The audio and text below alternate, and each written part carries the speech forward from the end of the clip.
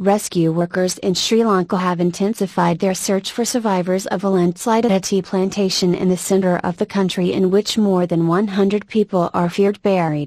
5 excavators normally used to dig trenches joined this search effort at first light on Thursday, military sources told the AFP news agency. Officials have already warned there is little chance of finding survivors. It is not certain how many people are trapped in the debris. The deadly mudslide hit the Marayabda tea plantation near the town of Haldumla, about 200 kilometers, 120 miles, east of the capital Colombo, on Wednesday morning. Ministers told the Daily Mirror newspaper in Colombo that 150 people were trapped in the debris.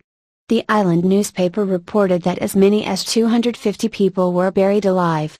However, Disaster Management Minister Mahinda Amarayira told AFP after visiting the site on Wednesday that the total was closer to about 100 people.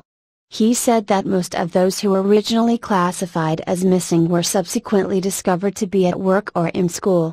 Correspondents say that compiling a definitive figure has been made harder because an office where village records were maintained was destroyed in the landslide. Mr. Amarayira said that the area surrounding the tea plantation had also been made unstable by the recent heavy monsoon rains and that the recovery operation would have to proceed cautiously. One witness told AFP that there was a noise like thunder when part of a mountainside crashed into the tea estate, burying some of the workers' homes in 9 meters, 30 feet, of mud and debris. Mud covered many homes, leaving only their roofs visible. More than 300 survivors spent Wednesday night at 2 schools near the tea plantation.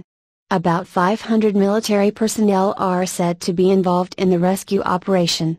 Local MP Widens told the BBC that many parents had returned home after leaving their children at school when the landslide happened.